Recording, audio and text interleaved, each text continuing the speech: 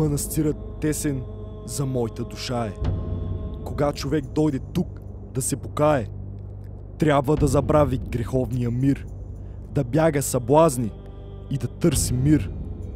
Моята съвест инак днеска ми говори: това расо черно, що нося отгоре, не ме помирява с тия небеса. И когато в храма дигна си гласа, хим да пея Богу, да получа раят, мисля, че той слуша тия, що ридаят. В тоя дол плачевни, живот нестърпим, и моята молитва се губи кът дим, и Господ сърдит си затуля ухото на светата песен и херовикото. Мисля, че вратата на небесния рай, на къде изглеждат никой ги не знай, че не таз килия извожда нататък, че света шумен пътят е по-кратък, че сълзите чисти, че вдовишки и плач, че пота почтенна на прости урач, че благата дума, че правото дело, че светата правда изказана смело, че ръката братска, без гордост, без вик, подадена скришно на някой клетник, са много по-мили на Господа вишни от всичките химни и тропари лишни. Мисля, че човекът тук на тоя свят има един ближен, има един брат, от кои се с клетва монаха отказа, че цел по-висока Бог ни тук показа, че не с това расо и не с таз брада мога да отмахна някоя беда от ония, що страда. Мисля, че канонът мъчно ще направи да замлъкне стонът, че ближний ми има нужда не в молитва, а в съвет и помощ, когато залитва. Мисля аз и още, че овчарят същ с овцете живее на пек и на дъжд, и че моите братя търпят и го страшно, а аз нямам нищо, и че то е гряшно, и че ще е харно да оставя вече таз ограда тиха от света далеч и да кажа тайно две-три думи нови на онес, що влачат тежките окови. Рече и излезе.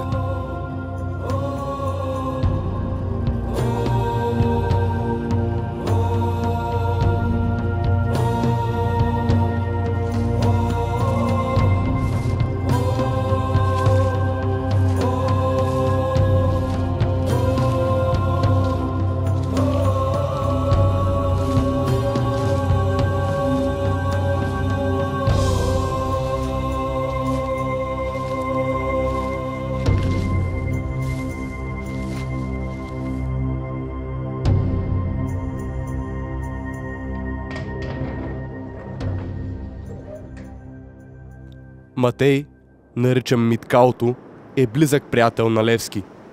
Тяхната духовна връзка е силна и чиста, създадена още в първата българска легия, където и двамата са четници. Приятелството на Левски и Матей продължава години след това. Миткалото е духовният баща на апостола и човек, до когото той се допитва, преди да вземе важно решение.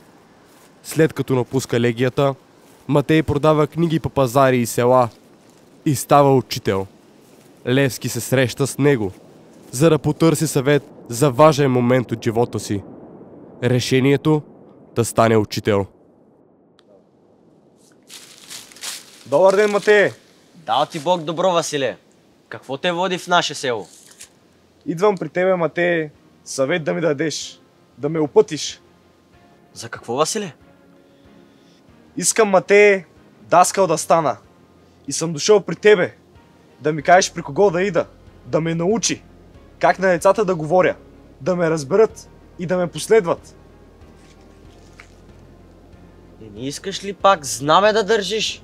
Пушка да носиш? Искам, Матей, и за това ми е думата. Но за да тръгне народа първо, трябва да го събудим. Да разбере, че часът на свободата е дошъл. И първо младите да поведем. Така ли искаш, Василе? Така искам. Така е право. Ще отидеш тогава при Олаки Магруев. Той ще те научи.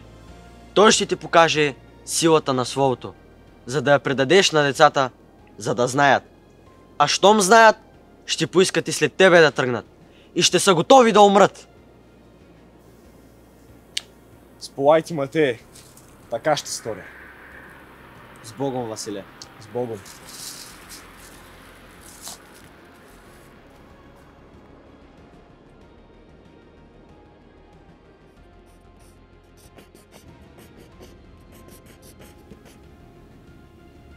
Защо си тук, Василе? С молба идвам при тебе, даскале. Молба? Към мене? Че какво мога да направя аз за тебе? Пищови не мога да нося, стар съм вече и перото даже ме измаря. Точно за перото идвам, даскале. Да ми покажеш как изкусно да боравя с него. А и децата на слово да науча. Ти учениците си само на слово ли ще ги учиш? И да са силни. Воля да имат. Да не отстъпват. Българското да бранят. Василе, на тебе и твоето дело не ученици, а войска ти трябва. От ученици, закърмени с българското слово и непоколебима воля, по-голяма сила няма.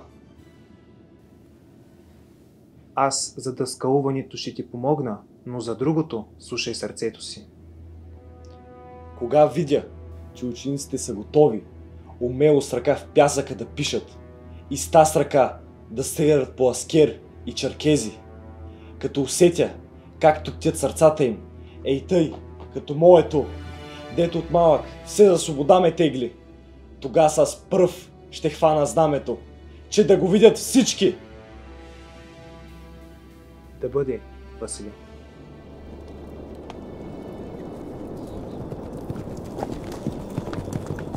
Расото хвърли с поглед без страх.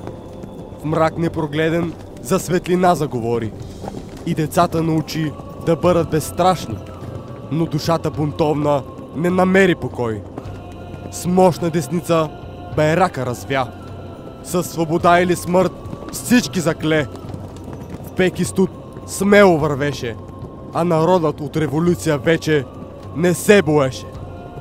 В четата на Хитов с верни другари, с пищови и пушки, с остри ножове, Левски и другите вкупом решиха, че вече търпилото свърши и краят е близо, и свободата българска до край ще бранят.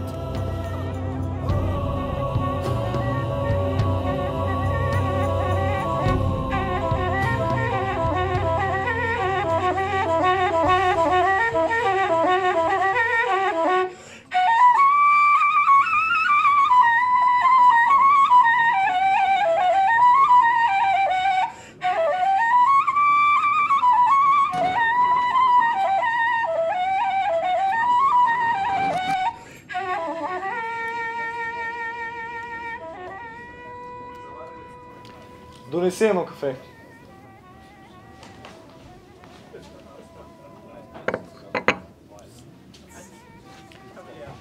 А делата тук в Севлиево как са? Черкезите още палят ли по селата? Палят. Марине, хората хаберли ли се? Чува ли са нашия зов за свобода? Чува се. Комитетът работи. Кожарите от града душа дават за тая революция. На овчарите главата им пламнала и се за нея мислят. Еснафът и той даже грошове дава. А младите? Те как са? Младите са огън. Напират на народната воля да служат. Търпение нямат пушки да хванат. А пари за пушки? Събрахте ли? Събрахме.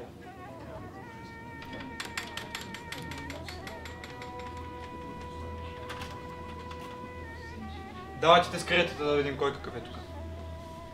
Спри да свириш. Абе ти какъв търговец си бе? Стоката ти за нищо не струва. Да бе, за нищо не струва. Ти не можеш да го разбереш как работи.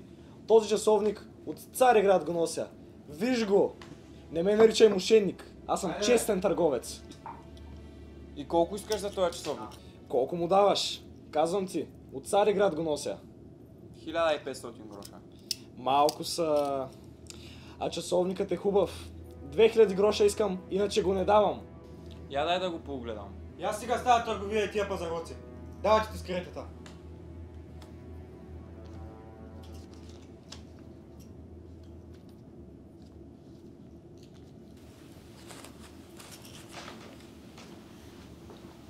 Добре, и много генотива да няма.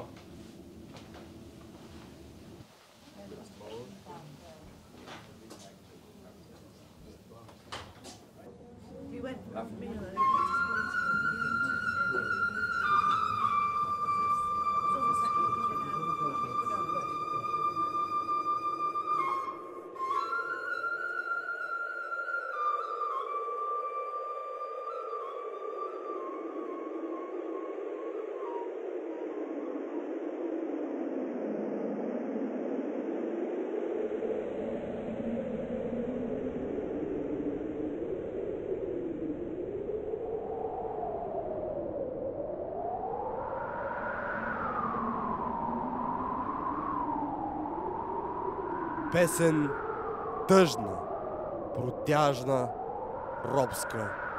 Живот тежък, сиромашки, робски. Българска земя хубава, но робска. А Левски презираше робството и говореше на народа за свобода.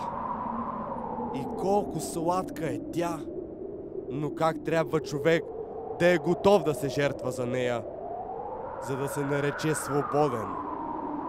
Защото дом и семейство в робска земя не се градят. Левски обрече себе си на свободата, като правеше революция. И чакаше от народа дела, а не думи. Искаше хората да повярват и да тръгнат след него. Но тираните обрекоха Левски на смърт. Гониха го, заловиха го, оковаха го и заплака робската майка родина за него, едничкия син.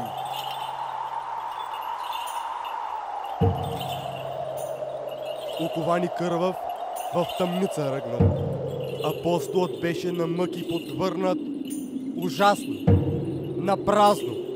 Те нямаха власт на таз душа яка.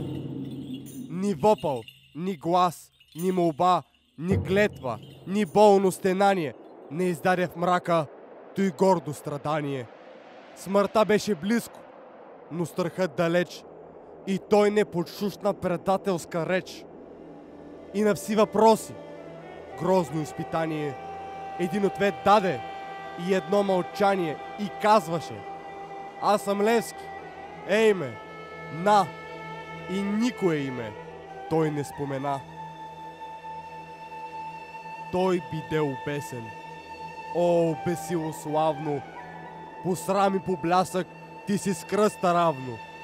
По теб ни видяхме, уви, да висят много скъпи жертви и да се тресят, и вятърът южни с тях да си играе, и тиранът весел с тях да се ругае.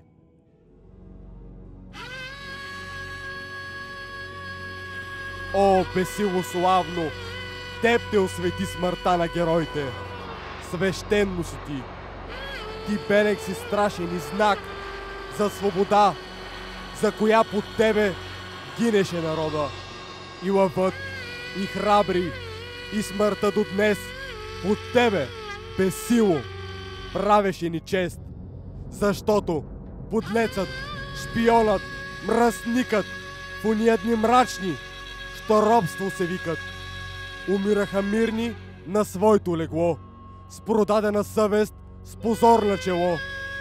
И смъртта на тебе, о, бесилко свята, бе не срам, а слава нова на земята.